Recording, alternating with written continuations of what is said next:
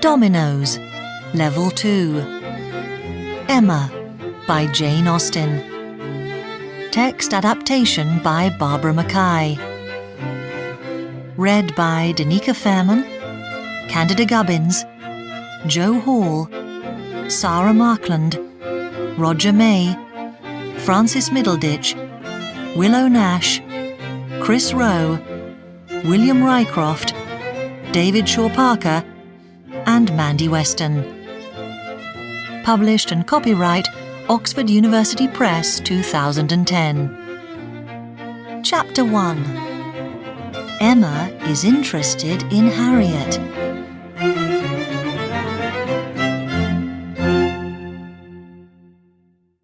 Emma Woodhouse had everything. She was beautiful, clever, and rich. And she lived very comfortably with her father in a fine house called Hartfield in the village of Highbury. Emma's life as a young child became unhappy when her mother died, so Mr. Woodhouse found a woman called Miss Taylor to teach Emma and her sister Isabella. Later, when Emma's sister married Mr. John Knightley and went to live in London, Miss Taylor soon became more of a friend than a governess to Emma. After Miss Taylor married and moved away, Emma missed her friend and her good conversation greatly. Emma and her father knew many people in Highbury, but she had no good friends of her own age. She spent many evenings alone with her father, and they were long and often boring. One evening after supper, an old friend of the family walked into the room. Mr. George Knightley was a man of 37 or 38 years who lived near Highbury and often visited Emma and her father. His brother John was married to Emma's sister Isabella. "Shall I tell you about Miss Taylor's wedding, Mr. Knightley?" said Emma, trying to sound happy. "Poor Emma," said her father. "she misses Miss Taylor very much." "Of course Emma misses her friend," said Mr. Knightley. "but I'm sure she is happy that Miss Taylor has married." "Yes, I am," said Emma, smiling. "And don't forget that they married because of me. I decided it 4 years ago, when you all said that Mr. Weston didn't want to marry again." "Oh dear," said Mr. Woodhouse. "Please don't match-make any more, Emma. Things always happen as you say they will." "But, Papa, I love matchmaking," replied Emma, laughing. Mr. Weston married Miss Taylor because he loves her and she loves him, not because he met her through you," said Mr. Knightley, shaking his head. "But, Mr. Knightley," she said, "I knew how they felt before they knew it themselves. That is the secret of a good matchmaker." Emma sometimes asked a group of her father's friends to spend the evening at Hartfield. On one of these evenings, Emma felt very excited. A young woman of 17 was coming to the party. She had no friends or family, but she was very beautiful. Her name was Harriet Smith. Emma was interested in Harriet, and they spent the evening talking. Harriet was not very clever, but she was friendly, kind, and had beautiful blue eyes. When Harriet and her father's friends left, Emma made a plan. She wanted to teach Harriet, to be her friend, and to introduce her to the important people in Highbury. Emma started to spend a lot of time with Harriet, and she soon knew all about her. Harriet told her about her friends, the Martins. She often stayed with them on their farm, and she liked Mr. Robert Martin very much.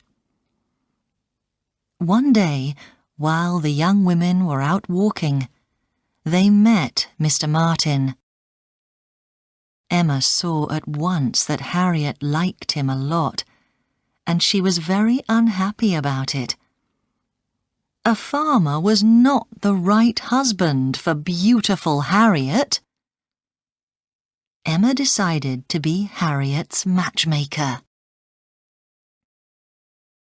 Emma soon thought of the right person for Harriet. It was Mr. Elton, a handsome young clergyman with a comfortable home who needed a wife. Emma started work at once.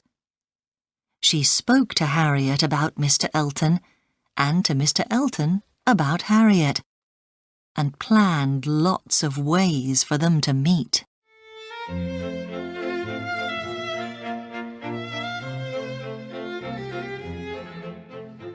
Mr. Elton started to visit Hartfield often, and Emma was sure that her plan was working well.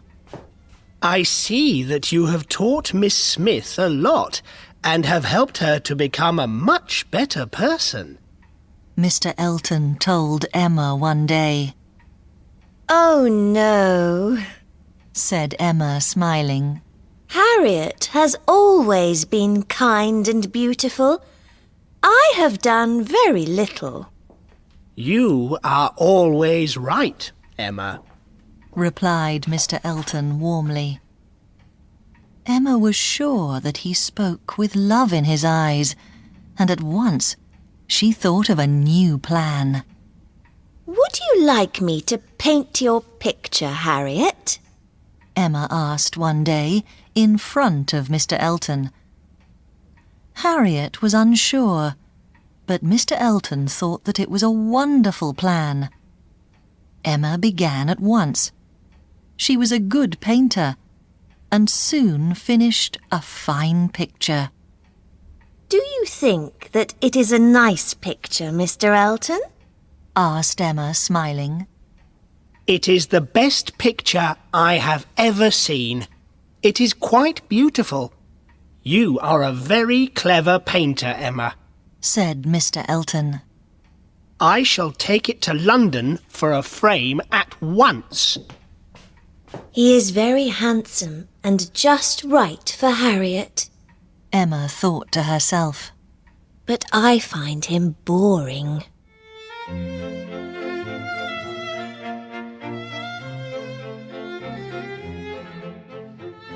While Mr. Elton was in London, Harriet arrived at Hartfield one morning with a big surprise. Emma, you will never believe it. She said excitedly. Mr. Martin has asked me to marry him. Emma was not happy when she saw that Harriet wanted to say yes to Mr. Martin. You cannot marry him, Harriet, She said coldly. He is only a farmer. If you marry him, we could not be friends. I could not visit a farmer's wife.